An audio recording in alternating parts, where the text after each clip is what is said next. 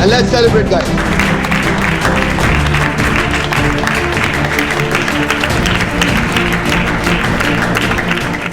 क्या कारण है कि बुलंदी हासिल करने के बाद भी, नाम पैसा बनाने के बाद भी एक्टर्स डिप्रेशन में आते हैं? सुशांत सिंह राजपूत की आत्महत्या बहुत सारे प्रश्न खड़े करती है।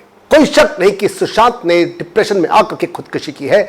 यह डिप्रेशन कई कारणों से हो सकता है। एक कारण हो सकता है पॉलिटिक्स है, नेपोटिज्म है, फेवरेटिज्म, लॉबिंग का शिकार होना। जैसे अभी अभी टाइम्स ऑफ इंडिया ने एक खबर दी है कि बॉलीवुड के 8 सुपरस्टार्स पर केस दर्ज कराया है एक वकील ने बिहार के अंदर। ये 8 नाम सुने आप: सलमान खान, प्रोड्यूसर्स डायरेक्टर करण जौहर, एकता कपूर, संजय लीला भंसाली आदि आदि। और इन सब पर इल्जाम लगाया है इन 8 सुपरस्टार्स और डायरेक्टर्स पर कि सुशांत की कई मूवीज को इन लोगों ने रिलीज नहीं होने दिया, जानबूझकर बार बार। और इतना कि इन लोगों ने सुशांत सिंह राजपूत की ढेरों फिल्मी फंक्शंस में उसको आने भी नहीं दिया। बिल्कुल ऐसा इल्जाम गोविंदा ने भी लगाया था नवंबर 2018 में, अब से करीब 1.5 साल पहले। गोविंदा ने कहा था कि फिल्म इंडस्ट्री में खेमे हैं और ये खेमे मेरी फिल्मों को 9 साल से रिलीज नहीं होने दे रहे हैं। और अगर रिलीज होती भी है तो छोटे छोटे थिएटर्स में। सब प्रोड्यूसर्स और डायरेक्टर्स और एक्टर्स ने अपने अपने ग्रुप, अपने अपने खेमे बना के रखे हुए हैं, जिसका फायदा उठाया जाता है समय समय पर। गोविंदा ने तो यहां तक कहा था कि तुम्हारा किसी का भी इस फिल्म इंडस्ट्री में कोई दोस्त नहीं होता, इनको तुमसे कुछ ना कुछ चाहिए, या तो नाम चाहिए, या पैसा, या वो तुम्हारा फिजिकल फायदा उठाने की कोशिश करेंगे। मी टू कैंपेन पिछले साल हुआ था, याद है आपको? कितनी हीरोइंस ने कहा था कि ये फिल्म इंडस्ट्री जो दिखती है साफ, उतनी गंदी और घिनौनी है। काल्की कोचलिन ने माना था कि एक प्रोड्यूसर ने उसे बहुत पहले लेट नाइट डिनर के लिए इनवाइट किया था अपने घर पर, कहा था कि आपको रोल दूंगा अपने आगे आने वाली मूवी में। काल्की तो नहीं गई, लेकिन बाद में पता चला कि ऐसी कोई मूवी बनी ही नहीं। कास्टिंग काउच इस फिल्म जगत का एक सच है, घिनौना सच है। फिल्म इंडस्ट्री में बहुत मशहूर है ये इडियम। गंदा है मगर धंधा है। मैं आज व्यापार में हूं 36 सालों से, और इस प्रकार के खेमे हर जगह देखे हैं मैंने। हर जगह इंसान दूसरे को दबा करके अपने व्यापारिक फायदा उठाने की कोशिश करता है। मैं जब गारमेंट मैन्युफैक्चरर था 13-14 साल तक, सप्लाई पूरे हिंदुस्तान में थी। सब डिस्ट्रीब्यूटर्स, एजेंट, शॉपकीपर्स यही चाहते थे कि अगर मेरा माल उनको सप्लाई किया जाता है तो उनके इलाके में मैं अपना माल किसी और को नहीं दूंगा। और अगर गया तो उन शॉपकीपर्स की पूरी लॉबी मेरे गारमेंट का बहिष्कार करेगी, और मुझे झुकना पड़ता था। ये लॉबी आज भी है, गारमेंट इंडस्ट्री में है साहब। अभी भी जब मेरे बिजनेस की ट्रेनिंग किसी इंडस्ट्री में होती है, जैसे शू इंडस्ट्री के व्यापारियों को होती है, तो मुझे साफ साफ मगर कान में बोला जाता है कि फला शू मैन्युफैक्चरर को ट्रेनिंग में बहाना लगा करके मैं खुद ही मना कर दूं, नहीं तो हम सब अपना नाम वापस ले लेंगे आपकी ट्रेनिंग से। इसे आप आर्म ट्विस्टिंग कह सकते हैं, मोनोपोली कह सकते हैं, पॉलिटिक्स कह सकते हैं। ये खेल, या यूं कहिए कि गंदे खेल हर इंडस्ट्री में खेले जा रहे हैं। इसको चेंज करना हमारे लिए मुश्किल है, मगर हम अपने आप को इस डिप्रेशन से खूब बचा सकते हैं। खेल खेल में बचा सकते हैं, बिल्कुल भी मुश्किल नहीं है। तो शुरू करें इस खेल को खेलना। हम इस खेल को 3 लोगों से सीखेंगे। सबसे पहले तो आप खुद मेरी बेवकूफी से सीखिए। करीब 10-12 साल पहले की बात है, हमारे 10 सेंटर्स हैं दिल्ली एनसीआर में ट्रेनिंग के। तो नॉर्थ दिल्ली में हमारा एक सेशन 4 घंटे का चलना था, और इसमें सभी 30-40 स्टूडेंट्स वर्किंग प्रोफेशनल से इस ट्रेनिंग को मैं खुद लेने जा रहा था। और ट्रेनिंग से 2 दिन पहले हमारी टीम को एक ब्लॉगर का फोन आता है, और वे हमारा ट्रेनिंग सेशन अटेंड करना चाहती थी। ये ब्लॉगर्स कोर्स को ज्वाइन किए बिना फ्री में आना चाहती थी। हम कभी भी आउटसाइडर्स को या ऑब्जर्वर्स को ट्रेनिंग में नहीं बुलाते, लेकिन मैंने इजाजत दे दी। ये मोहतरमा आई, बैठी, वापस जाने के कुछ दिनों के बाद मेरे इंस्टीट्यूट के विरोध में एक नेगेटिव, खराब, खूब सारी निंदा करता हुआ ब्लॉग लिख डाला नेट पर। मुझे बहुत गुस्सा आया। मुझे मानते हुए आज इतने सालों के बाद शर्म आती है कि बजाय उस नेगेटिव ब्लॉग से मैं कुछ सीखता, उसको या नजरअंदाज कर देता। मैंने उस ब्लॉग को सीरियसली लिया, खूब फोन पर गहमा गहमी की उस ब्लॉगर से, कई महीनों तक भुनता रहा उसके कमेंट्स पर। तो अगर क्यों किया मैंने ऐसा? क्या जरूरत इतना रिएक्ट करने की, इतना गुस्सा करने की, दिल पर इतना बोझ उठाने की? सुशांत सिंह राजपूत मेरे दोस्त, सारी दुनिया ऐसे ही है। लोगों को आपसे कोई मतलब नहीं है, किसी को आपसे कोई मतलब नहीं है। मतलब की है दुनिया दोस्त। जैसे गोविंदा ने कहा था, कोई नहीं है आपका, सबको अपने मतलब से मतलब है। एक इंसान अपने घर के बाहर बैठा हुआ था, तो सामने से एक इंसान गुजरा। उसने बैठे हुए इंसान को देख करके बोला, देखो साला बैठा हुआ है। वो इंसान खड़ा हो गया, तो दूसरा बोला देखो साला खड़ा हो गया, वो इंसान ने घर के अंदर चला गया। तो तीसरा बोला देखो साला घर के अंदर चला गया, उसने दरवाजा बंद कर दिया। तो चौथा बोला देखो साले ने दरवाजा बंद कर लिया, उसने दरवाजा नहीं खोला। भीड़ की भीड़ इकट्ठी होती चली गई, महीनों गुजर गए, साल गुजर गए, और एक दिन भीड़ ने गुस्से में आकर दरवाजा तोड़ दिया। वो इंसान अंदर मरा पड़ा था। तो भीड़ में से कोई बोला देखो साला मर गया। सुशांत सिंह राजपूत मेरे दोस्त, कुछ तो लोग कहेंगे, लोगों का काम है कहना।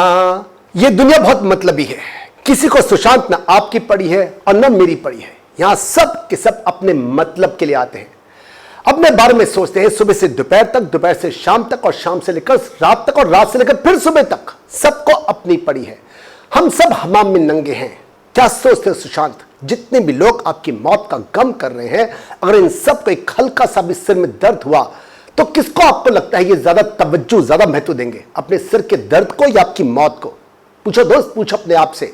ये अपने सर दर्द को सैकड़ों गुना ज्यादा महत्व देंगे आपकी खुदकुशी से। सुशांत तो नहीं सुन पा रहा होगा मेरी आवाज, लेकिन आप सब लोग जो किसी भी तरह के डिप्रेशन का शिकार हो, तो बताओ अपने आप को कि लोग बोलते रहेंगे आपके अगेंस्ट, बोलने दो। या तो अपने आप को बदलो, और अगर लगता है कि आप ठीक हो, दूसरा आपको नाहकी दबा रहा है, तो एक ही इलाज है इसका, एक ही इलाज, और वो है मस्त हो जाओ।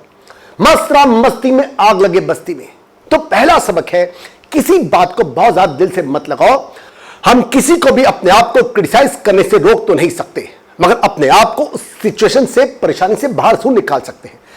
दूसरा इंसान हमारे नियंत्रण में नहीं है, हमारा मन जरूर हमारे नियंत्रण में है। तो पहला लेसन है, मसरा मस्ती में, आग लगे बस्ती में। डन, ठीक। फिर आगे चलते हैं। दूसरा सोल्यूशन मैंने बाइबल से लिया है। बात समझिए कि जिसको भी आप अपना मानते हो वही आपको दगा दे सकता है, पीठ पे छुरा भोंक सकता है। बाइबल पढ़ी आपने? जीसस क्राइस्ट के 12 शिष्य थे, और उनमें से एक शिष्य ने सिर्फ 30 छोटे छोटे सिक्कों के लिए, जिनकी कीमत आज 2-3 हजार रुपए होगी, इन 2-3 हजार रुपए के लिए अपने गुरु को बेच दिया, बिट्रे कर दिया, दगा दे दिया, जिसके कारण जीसस क्राइस्ट को सूली पर चढ़ाया गया, क्रूसिफाई किया गया। अच्छा, 12 में से एक शिष्य ने तो 30 चांदी के सिक्कों के लिए वो बिक गया था। वहीं पर एक और शिष्य ने तो जीसस क्राइस्ट को पकड़े जाने पर पहचानने से इनकार कर दिया, और उसने कसम खाई कि मैं तो इनको जानता तक नहीं। जब जीसस क्राइस्ट को 6 में से एक ने धोखा दिया, तो सुशांत सिंह राजपूत, आपकी और मेरी क्या भी साथ है? तो सबक नंबर दूसरा है, सब पर विश्वास करो और किसी पर विश्वास न करो। हमेशा तैयार रहो किसी से भी कुछ भी सुनने के लिए, किसी भी प्रकार के विश्वासघात के लिए। आपके तैयार रहने से जब ऐसा कुछ होगा आपके अगेंस्ट, तो आपको दुख नहीं होगा। सो लेसन नंबर 2 इज, सब पर विश्वास करो और किसी पर विश्वास मत करो। डन, ठीक। चलिए चलते हैं तीसरे और आखिरी लेसन पर। तीसरा लेसन लो आप कपिल शर्मा से सीख लो। याद है अभी 3 साल पहले कपिल शर्मा सुनील ग्रोवर के बीच एरोप्लेन में कहा सुनी हो गई थी, शराब के नशे में। कपिल ने सुनील ग्रोवर की बेइज्जती की थी सबके सामने। नतीजा, सुनील ग्रोवर ने द कपिल शर्मा शो को छोड़ दिया, और द कपिल शर्मा शो की रेटिंग गिरने लगी, गिरती गई। कपिल शर्मा के होश ठिकाने आ गए। कपिल ने अपनी इस गलती पर क्या रिएक्ट किया जानते हैं आप? कपिल ने अपने उस शो में अपनी उस गलती का जिक्र मजाक में कई बार किया, अपनी ही हंसी उड़ाई, वो भी खुद।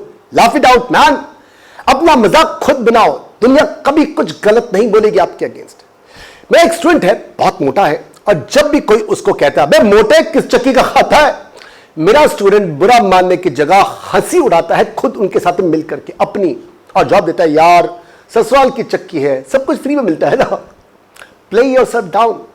अगर आप कपिल शर्मा शो देखो तो वह अपनी, अपने परिवार की, अपने शो की, सबकी हंसी उड़ाता है। कपिल शर्मा को अंग्रेजी नहीं आती, वो अपनी इंग्लिश की सारी दुनिया के सामने, पब्लिक के सामने हंसी उड़ाता है। उसको लगे कि मेरे में एटीट्यूड है, अब मेरे को लगे कि मैं दूसरा सेंटेंस कैसे शुरू करूं। फिर मैंने बोला oh so where are you from? I am from US. मैं कहा ओके, फिर मैं चुप हो गया। उसको लगे कि ये ऐसे ही बात करता है, अब उसको क्या पता मैं इधर मुंह करके तीसरा सेंटेंस बना रहा हूं। मैं कहा ओके। तो दोस्त, आप चाहो तो जो भी आपकी हंसी उड़ाता है आप उसको वापस जवाब दे सकते हो, रिप्लाई बैक कर सकते हो, मगर उसकी जगह अगर आप बात को मजाक में ले लो तो आपको बुरा भी नहीं लगेगा और दूसरा इंसान आपसे लड़ेगा भी नहीं। जो इंसान अपना मजाक खुद उड़ाता हो, कोई उसका मजाक क्या उड़ाएगा। तो तीसरा लेसन है जस्ट लाफ इन पब्लिक। लोगों के सामने अपनी उस कमी का मजाक बना दो। तो अंत में दोस्तों, अगर आप हमारा फ्री ऑनलाइन कोर्स चाहते हो, डिस्क्रिप्शन बॉक्स में आपको एक लिंक मिलेगा नीचे, उसे क्लिक करके फॉर्म को भरिए। अगर आप चाहते हैं मुझसे पर्सनली बात करना तो आप ऊपर लिखे हुए नंबर पे कॉल कर सकते हैं, मगर यह सर्विसेज पेड है। और साथ में अगर आपको आगे आने वाली बिजनेस वीडियोस चाहिए और अभी तक आपने सब्सक्राइब नहीं किया है तो अब तो जरूर कर लो यार, अब तो कर ही सकते हो आप लोग। और हां, सब सब्सक्राइब करने से आपको वीडियोस नहीं मिलेंगी। वीडियोस तभी आपको मिलेंगी जब आप बेल आइकन पे क्लिक करोगे और ऑल वीडियो ऑप्शन पे सिलेक्ट करोगे, तभी आपको मिल पाएंगी। राइट गाइस, अगर आपको लगता है कि आपके किसी दोस्त को इन वीडियो से सख्त फायदा हो सकता है, उसको जरूरत है, तो ऐसे अपने व्यापारिक दोस्तों के साथ में इसको इन वीडियोस को आप व्हाट्सएप कर सकते हो, वहां से आप शेयर कर सकते हो, करिए आप लोग। और मैं आपको अपने व्यापार को इसी प्रकार से कैसे आगे बढ़ाना है, इसमें नई से नई वीडियोस बना के देता रहूंगा। हम लोग मिलते हैं मेरी नेक्स्ट वीडियो में। बाय बाय, शबा खैर, बी सिंह, गुड नाइट।